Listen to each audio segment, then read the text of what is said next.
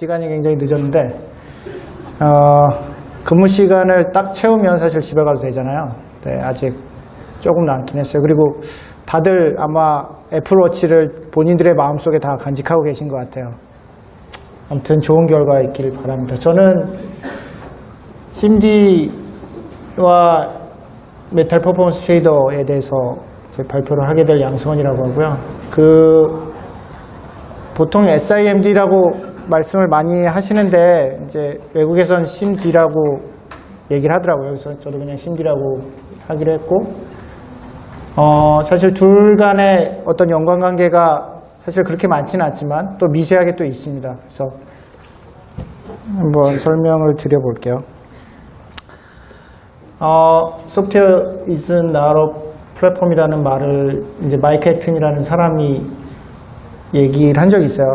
저는 게임을 만들고 있는데 게임업계에선 꽤 약간 이제 게임업계의 진중권 같은 분이시거든요. 그래서 이게 무슨 뜻이냐면 플랫폼이라는 건 사실 그 아랫단의 어떤 것들에 대해서 굉장히 잘 추상화를 해서 사실은 크게 신경을 쓰지 않고 그 위에 무언가를 만들어낼 수 있는 그런 것들이잖아요. 근데 보통 우리가 소프트웨어 플랫폼, 뭐 OS 플랫폼 이런 말을 쓰지만 실질적으로 소프트웨어라는 게 사실은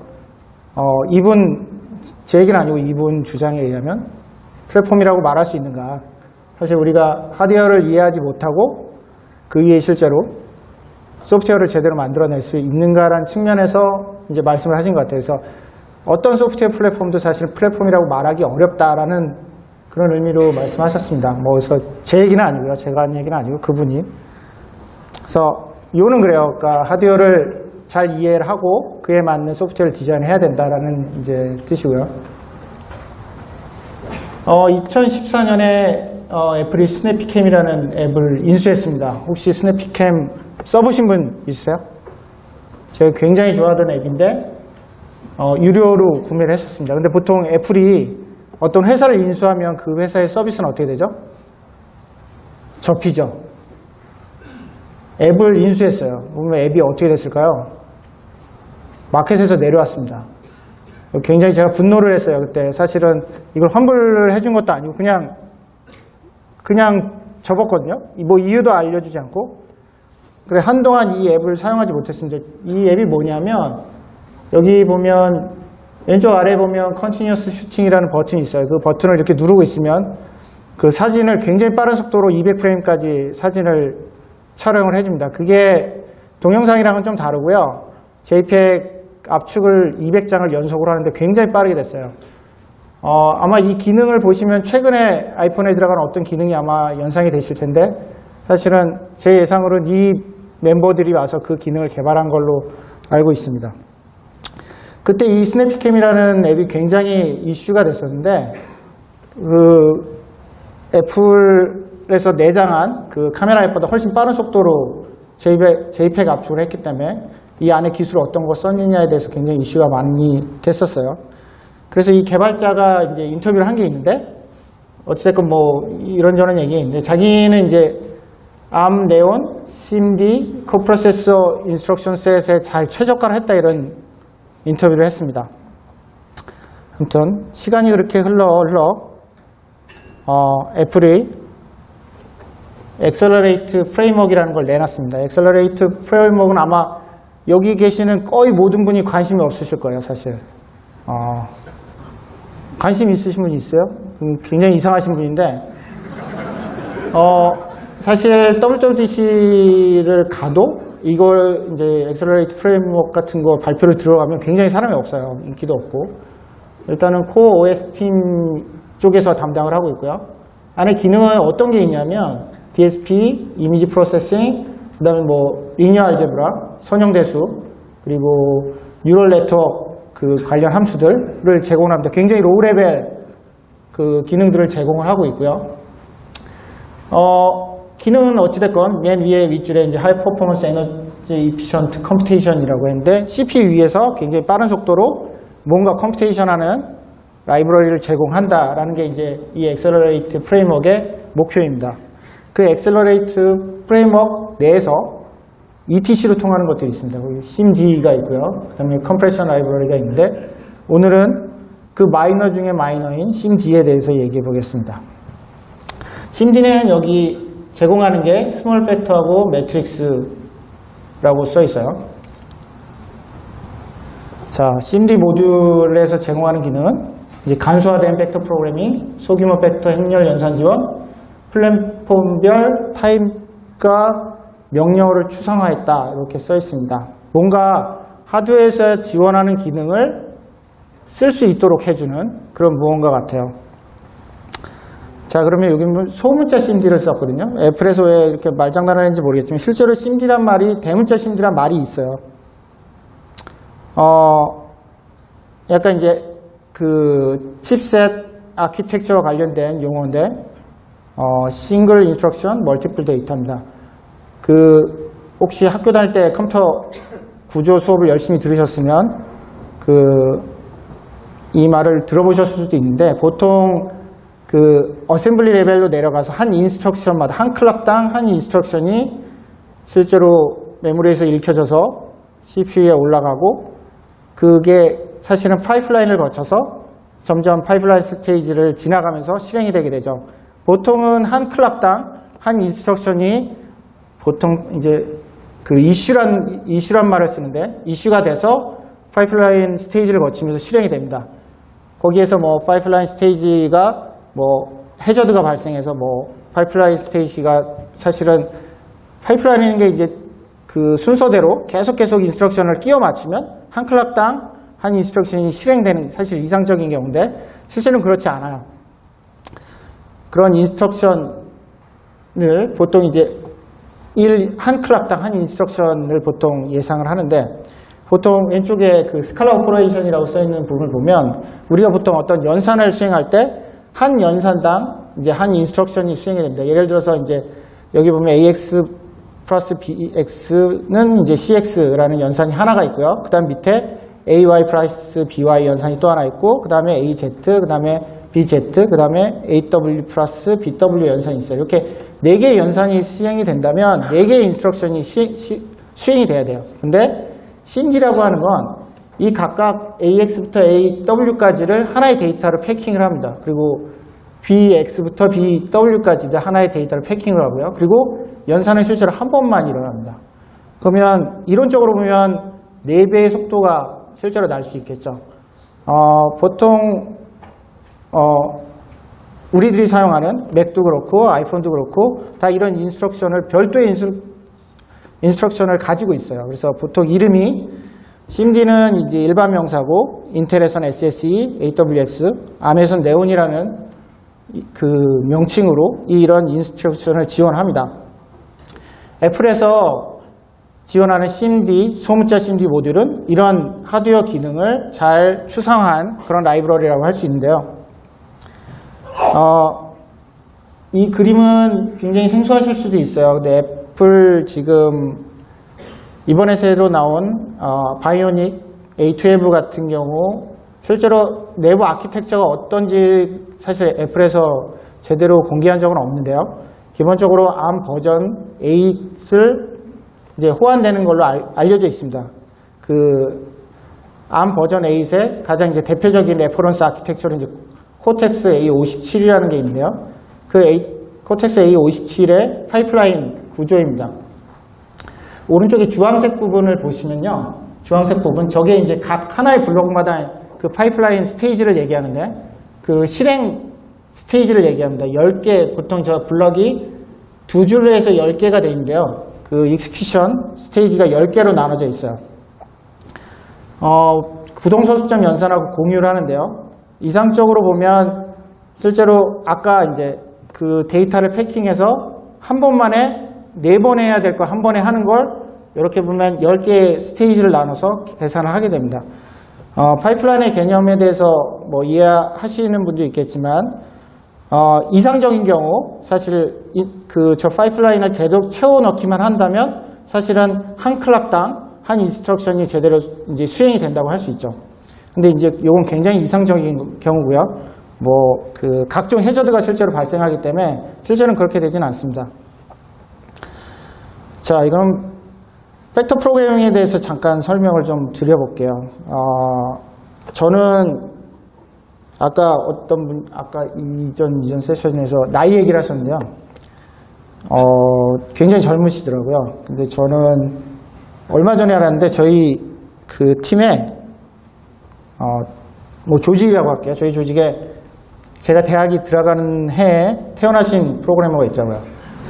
그래서 깜짝 놀랐는데, 아무튼, 뭐 저희는 나이 많은 프로그래머하고 젊은 프로그래머 다 이제 공존하는 그런 회사인 것 같습니다. 아무튼, 저는 그 벡터라는 걸 수투하라는 이제 과목에서 배웠는데, 요새는 기하 벡터라고 이렇게 별도로 분리된 것 같아요. 근데 사실은 벡터 같은 경우는 수능에도 안 나오고 선생님도 대충 하고 넘어갔던 것 같아요. 여러분도 아마 그러셨을 것 같은데 간단하게, 아주 어렵진 않습니다. 제가 한번 설명을 드려볼게요. 자, 벡터라는 게 있습니다. 벡터는 크기와 방향을 가진 어떤 양 또는 현상을 보통 얘기하고요. 보통 이제 코드에서 표현할 땐 그냥 포인트랑 비슷해요. 벡터 2D 벡터 같은 경우는 XY, 그 다음에 3D 벡터 같은 경우는 XYZ로 표현을 합니다. 여기서 이제 그럼 방향하고 크기는 어디서 나오냐라고 이제 물어보실 수 있는데, 보통 XY라는 이제 포인트를 이제 벡터라고 설명할 땐 원점을 기준으로 이제 XY라고 얘기하고, 원점에서 XY까지의 이제 하나의 벡터를 그려서 거기서 크기와 방향을 역으로 계산해냅니다.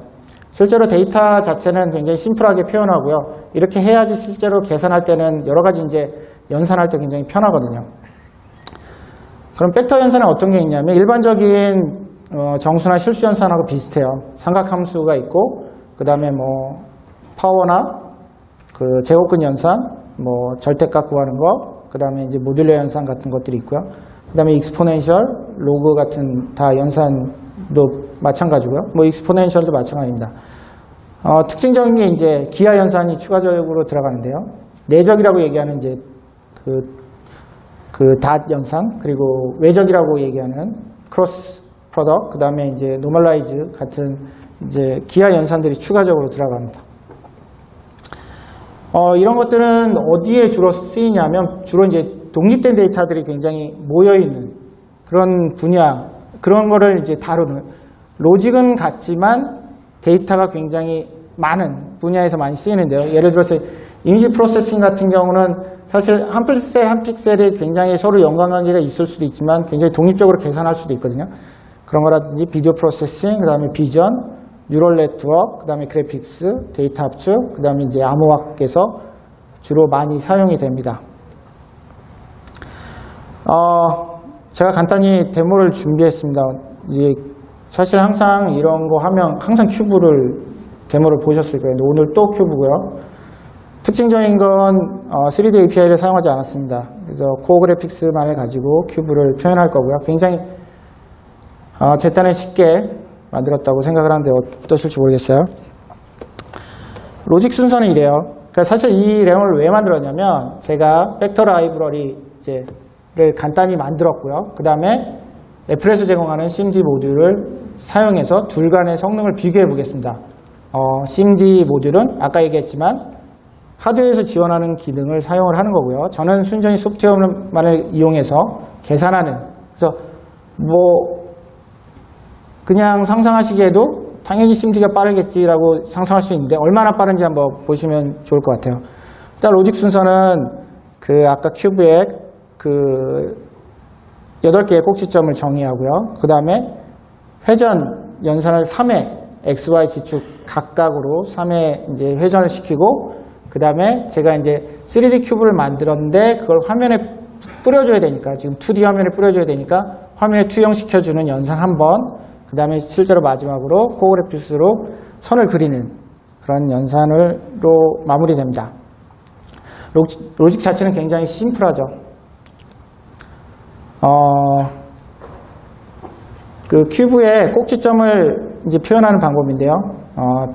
제가 벡터 3라는 건 제가 그 타입을 아까 그 서두에 말씀 XYZ로 만들어진 이제 구조체고요. 각 꼭지점의 좌표를 정의를 했습니다. 단위 원이 1인 그런 큐브를 정의했고요. 이건 이제 회전 변화입니다. 혹시 그 저희 중학교 때인가요? 고등학교 때인가요? 혹시 기억나실지 모르겠어요. 거의 외웠죠. 이거 증명할 수도 있지만 거의 외웠습니다. 코사인 마이너스 사인, 사인 코사인 이렇게 외우셨을 거야 아마. 그렇게 하면 새로 xy가 저렇게 변환이 되죠. 사실은 여기서는 그 z축이 생략이 됐지만 z축을 기준으로 회전하는 그런 이제 행렬이었는데요. 코드도 똑같아요. 2000 배열로 똑같이 정의를 합니다. 제가 만든 게 이제 3D 큐브이기 때문에 3D에선 그럼 사실 학교 다닐 때 배우지 않았지만 어떻게 했을까요? 잘 보시면 비슷해요. 사실은 그 아까 회전 변환이 그 XY 2차원 배열 2차원 좌표계에서 했지만 보통 그거를 이제 암묵적으로 G축을 기준으로 회전하는 그런 행렬이라고 볼 수 있는데요. 그래서 보면 로테이션 G라는 그 회전 변환 매트릭스는 비슷합니다. 그리고 오른쪽 아래 Z를 그냥 똑같이 Z로 뽑아주는 그런 행렬을 사용을 하고요. 같은 방식으로 이제 로테이션 X, 로테이션 Y는 X축을 기준으로 회전하는 거, Y축을 기준으로 하는 매트릭스가 비슷하게 돼 있어요. 사실 뭐 이건 여기서 뭐 크게 중요한 건 아니고요. 어찌됐건 이런 그 3x3 매트릭스를 사용을 한다. 이거를 그 꼭지점에 곱해서 새로운 좌표를 만들어낸다. 뭐 이런 정도로 이해하시면 될 것 같습니다. 사실 오늘 이 자리는 여러분들한테 그 뭐 3D를 설명해 드리는 건 아니고 어찌됐건 제가 이런 데모를 위해서 매트릭스 연산을 몇 번 한다라는 걸 보여드리려고 이런 설명을 드리는 거고요.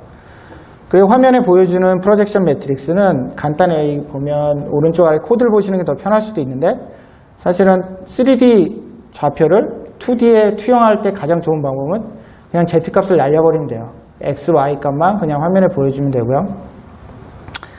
요거는 이제 매트릭스를 곱하는 함수를 제가 만든 겁니다. 사실은 매트릭스를 곱하려면 각 행과 그러니까 뭐 A 행렬하고 B 행렬을 곱하려고 하면 A 행렬의 각 그 행과 그 B 행렬의 각 열을 계속 이제 곱해 나가야 되죠.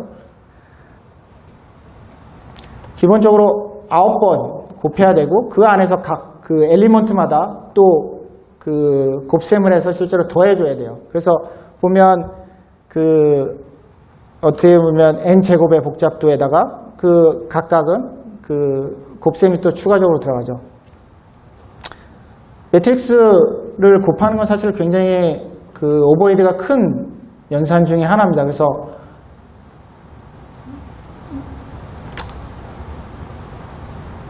지금 지원하는 하드웨어 심드라는 것들이 이 부분에 대해서 이제 가속을 해주려고 하는 기능이고요. 나중에 MPS도 마찬가지인데요. 비슷한 기능을 제공을 합니다. 그리고 제가 사랑하는 코어 그래픽스로 선을 그립니다.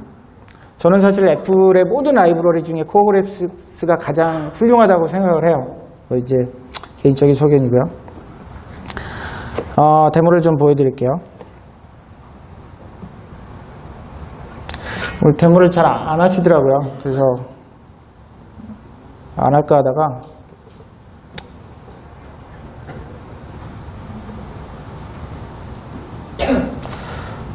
일단 선을 하나 그어봤어요. 선을 그렸고요.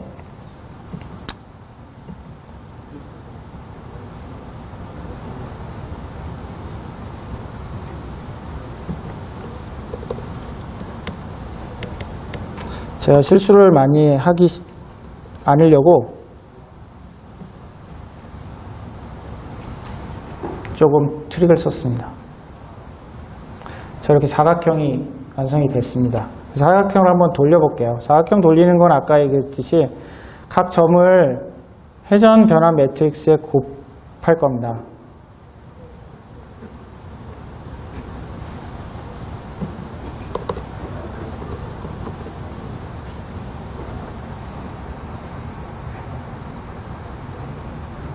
이렇게 돌아가죠. 기본적으로 그 G축, 그러니까 화면을 관통하는 그런 축을 이제 Z축이라고 했을 때 아까 처음에 보여드린 그런 이제 매트릭스만을 그냥 각 정점에 곱하는 것만으로도 이런 효과를 줄 수가 있습니다. 그 다음에는 XY, Z축으로 각각 회전을 시켜 볼게요.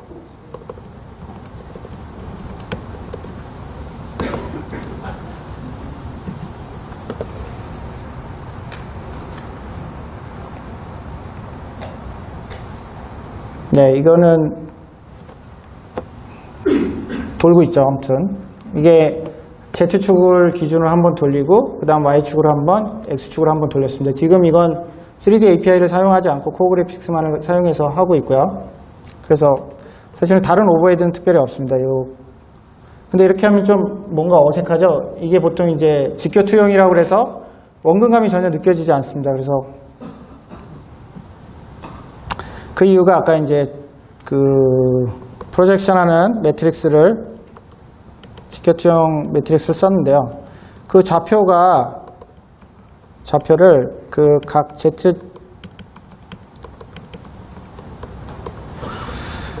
그 Z 값이 실제로 화면상에 어디에 있느냐에 따라서 조금 다른 XY 값을 조금씩 줄여보면 조금 원근감이 느껴지는 효과를 누릴 수 있거든요.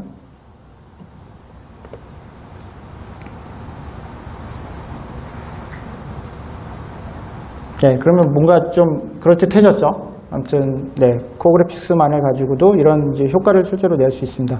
근데 실제로는 뭐 메탈이나 오픈GL에서 사용하는 그 원근 투영은 사실 이거보다 훨씬 복잡한 형태가 됩니다.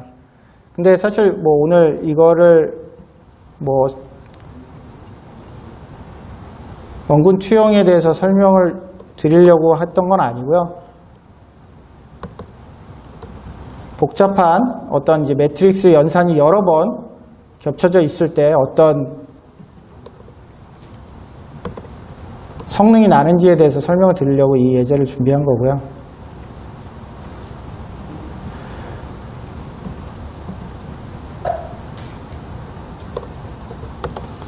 지금은 큐브를 하나만 화면에 나오게 했었는데요. 큐브를 좀 많이 나오게 해볼게요.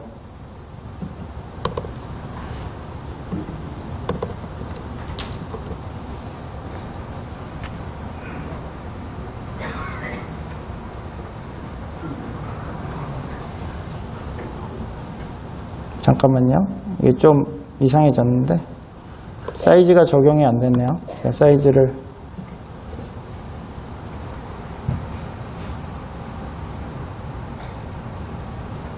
네, 좀 많아졌죠.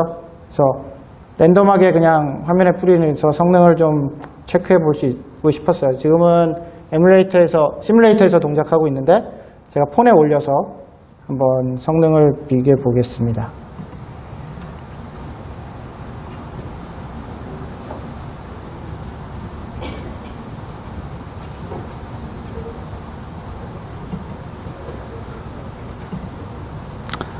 그래서 제가 가지고 있는 아이폰 X에다 두 개 이제 같은 조건으로 SIMD가 적용되지 않은 거, 그러니까 제가 만든 벡터 라이브러리랑 SIMD를 사용한 버전 두 개 이제 성능을 비교해 봤는데요.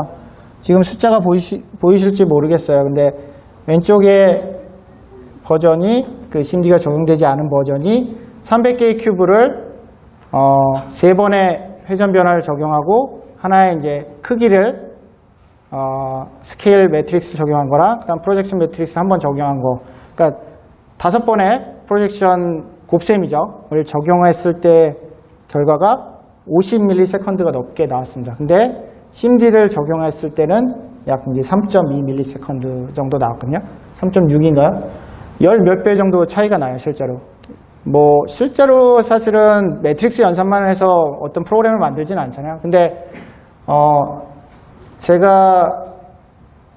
저 같은 경우는 SIMD를 꼭 스위프트를 쓰지 않더라도 이제 다른 프로젝트에서 많이 이제 다뤄본 적이 있는데 성능이 사실은 못해도, 그러니까 쓸 때랑 안 쓸 때랑 적어도 한 40% 정도 차이가 나는 경험을 많이 했습니다. 그 SIMD를 적용하는 건 의외로 굉장히 간단했어요.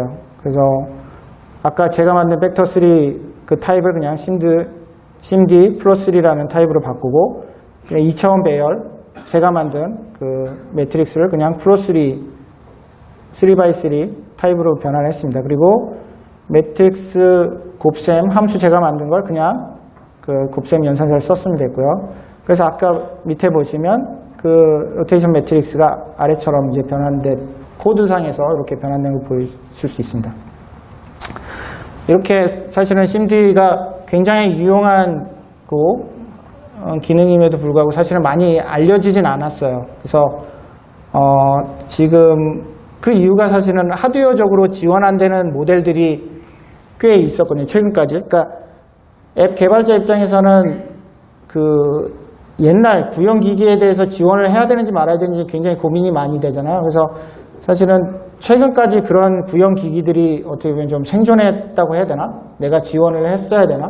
뭐 이런 좀 고민을 하던 시절이 있었습니다. 사실은 근데 지금은 그렇진 않아요. 거의 모든, 특히 아이폰은 더더욱 그렇고요.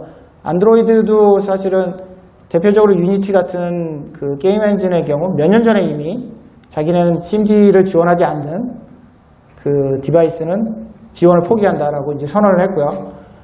언리얼 엔진 같은 경우는 아이폰은 기본적으로 심디를 지원하고 안드로이드 같은 경우는 기본은 지원하지 않습니다. 대신에 이제 엔진 컴파일 할 때 이제 추가를 하면 되긴 하는데 거의 사실은 많은 그 미디어 단에서는 사실 심디를 적극적으로 지원을 하고 있어요. 그 여러분들이 만드시는 앱이 사실은 뭐 어떤 성격이 있는지 모르겠지만 사실은 굉장히 많은 분야에서 사실은 심디를 사용하고 있고 사실은 여러분들이 직접 사용하지 않더라도 사실 코어 ML이나 뭐 그런 이미지 코어 이미지라든지 뭐 이런 것들을 사용하시면 실제로 내부적으로는 심디를 사용하고 있습니다. 그래서 아니면 좀 더 적극적으로 내가 최저가를 더 해보고 싶다, 아니면 더 로우레벨로 접근해보고 싶다라고 하면 한 번쯤 심디를 이제 관심을 가져보시는 것도 좋을 것 같아요. 그 다음에 이제 메탈 퍼포먼스 쉐이더에 대해 설명을 드리겠습니다. 처음에 이 발표를 준비할 때 시간이 별로 안 남았네요. 이 발표 주최하시는 분이 꼭 메탈을 강조해서 해달라고 하셨는데 저는 사실 심디로 다 시간을 때우려고 했었거든요. 근데 메탈 한 꼭지를 끼워넣으려고 하다 보니까 한번 넣어보겠습니다. 메탈 퍼포먼스 쉐이더라는 걸 발표를 했어요. 뭐 올해 발표한 건 아니고 올해는 추가됐죠. 그 이전에 이제 말씀드린 게 애플이 또 오픈GL하고 오픈CL을 디플리케이트 시켰습니다. 어떤 분들이 이런 말씀 하시더라. 다행이다. 나 오픈GL 공부 안 했는데. 이렇게 말씀하시는 분들 많더라고요. 그래서 어찌됐건 뭐 지금 출시하는 게임들은 사실은 거의 메탈을 기반으로 이미 하고 있기 때문에 사실 이 디플리케이션 자체가 큰 의미가 있는 건 아닌데요. 오픈GL이나 오픈CL 같은 경우 사실 애플이 그동안 이제 표준화를 주도해온 측면도 있고 오픈CL 같은 경우는 자기네가 표준을 거의 이제 제한하다시피 해서 이렇게 끌고 왔기 때문에 사실 자기네가 디플리케이션 시킨다는 게 사실은 조금 웃기는 합니다. 어찌됐건 앞으로는 메탈하고 메탈 퍼포먼스 쉐이더, 메탈 킷을 적극적으로 사용해라 라고 이제 모하비를 발표하면서 선언을 했고요. 그러면서 이제 나온 게 이제 메탈 퍼포먼스 쉐이더인데 요거는 GPU 소프트웨어 팀에서 관장을 합니다. 아까 이제 제가 팀 얘기를 했는데 뭐 제가 애플의 조직도를 갖고 있는 건 아니지만 WWDC 발표하는 걸 들어보면 둘간이 묘하게 비슷한 기능을 제공합니다. 아까 이제 엑셀러레이트 프레임워크도 그랬고 일단 메탈 퍼포먼스 쉐이더는 컴퓨터 쉐이더랑 그래픽스 쉐이더 모음입니다. 메탈에서 사용하기 편하도록 메탈에서 컴퓨터 쉐이더 쓰기 불편하니 우리가 조금 필요한 기능을 만들어줄게 라고 한 게 이제 메탈 퍼포먼스 쉐이더라고 말씀드릴 수 있고요. 만들어준 게 어떤 거 있냐면 이미지 필터나 뉴럴 네트워크, 그 다음에 매트릭스 이제 벡터 계산, 그 다음에 이제 레이 트레이싱 같은 걸 제공하는데 아까 이제 엑셀러레이트 프레임워크가 묘하게 비슷해요. 지금 제공하는 기능이 비이미지랑 메탈 이미지 필터랑 뭐 BNNS라고 아까 이제 이게 베이직 뉴럴 네트워크 서브루틴인데 요건 이제 CPU 위에서 돌아가는 거고 그 다음에 메탈 퍼포먼스 쉐이더 컨볼루셔널 뉴럴 네트워크라고 또 있습니다. 코어 ML을 사용하시면 실제로 코어 ML의 구조도를 보면 그 밑에 기반을 내는 기술이 이 두 가지 기술인데요. GDC라는 컨퍼런스가 있어요. 거기서 엔비디아랑 마이크로소프트가 리얼타임 레이트레이싱이라는 걸 발표를 했습니다. 이런 동영상 보셨을지 모르겠어요. 근데 이 그래픽 카드가 하나에 100만 원이 넘어요. 150만 원 정도 되는데 이 그래픽카드 4개를 가지고 만들었대요. 이걸 실제로 우리가 쓸 수 있을까를 굉장히 고민을 많이 했는데 실제로 팔긴 합니다. 근데 이런 퀄러티는 실제로 우리가 카드 하나 산다고 해서 얻을 수는 없을 것 같고요. 아무튼 이런 상황에서 굉장히 레이트레이싱에 대한 게 많이 회자됐습니다. 레이트레이싱 기술 자체는 굉장히 오래된 기술이긴 하지만 이 리얼타임으로 레이트레이싱을 한다는 개념 자체가 없었거든요. 아무튼 이렇게 상황이 흘러가다 보니까 애플 입장에서 보면 좀 쫄리지 않았을까라는 생각이 들고 뭔가 이슈가 선점당한 느낌도 있었을 것 같은데요. 어찌됐건 그래서 급하게 내놓은 게 메탈 퍼포먼스 쉐이더 레이트레이싱이 아닌가 좀 생각이 됩니다. 시간이 많이 없어서 그냥 이런 간단한 설명은 생략하고 이건 간단히 이제 인터넷에 돌아다니는 밈인데요. 그럼 레이트레이싱을 썼을 때랑 안 쓸 때랑 어떤 차이가 있느냐라고 해서 이게 굉장히 농담 같지만 굉장히 현실적인 그림이라고 생각합니다. 오른쪽이 이제 레이트레이싱을 켰을 때의 기능이라고, 이건 이제 약간 장난인데 굉장히 그 반사광에 대해서 굉장히 잘 표현할 수 있다는 게 어떻게 보면 레이트레이싱의 특징이라고 할 수 있는데요. 근데 애플에서 내놓은 이제 샘플이거든요. 한번 볼게요. 이 프로그램 실행하고 있는 거예요. 조금만 더 볼게요. 이게 그 레이트레이싱을 20초 넘게 이제 돌린 결과인데요. 제 그 아이맥에서 한 2년 전 아이맥에서 그럼에도 불구하고 굉장히 뭐 그럴듯해 보이지만 굉장히 노이즈가 많아요, 여전히. 다른 회사는 사실은 리얼타임으로 뭔가 레이트레이싱을 한다고 이제 얘기 계속 나오지만 애플에서는 아직 사실 여러분들의 아이맥에 이제 어떤 GPU가 들어있는지 보통 노트북용 모바일 GPU가 보통 아이맥에 장착이 되잖아요. 굉장히 비싼 가격에 내가 아이맥을 샀음에도 불구하고 GPU 성능이 굉장히 떨어집니다. 그래서 애플이 내놓은 약간 이제 꼼수가 eGPU를 쓰라고 또 이상한 박스를 사라고 얘기가 나오고 있죠. 이상하긴 한데 어찌됐건 레이트레이싱이 워낙 이슈가 되다 보니까 약간 구색 맞추기로 넣은 기능이 아닌가라는 저는 조금 의심이 들어요. 아직은 그래서 이걸 활용한 어떤 이제 좋은 예 같은 거를 발견하지 못했습니다. 오늘의 요약인데요. 일단 심드는 이제 CPU 기반에서 돌아가는 이제 퍼포먼스 프리미티브고, MPS는 이제 GPU 기반에서 돌아가는 MPS 프리미티브입니다. 어떤 기능들은 레이트레이싱만 빼고 비슷한 기능들을 제공하고요. 성능 결과를 보면 보통은 심드를 포함한 엑셀러레이트 프레임워크 쪽은 주로 이제 적은 규모의 어떤 데이터, MPS 같은 경우는 좀 큰 규모의 데이터를 다룰 때 좀 유익하다라는 이제 실험 결과들이 많이 있었습니다.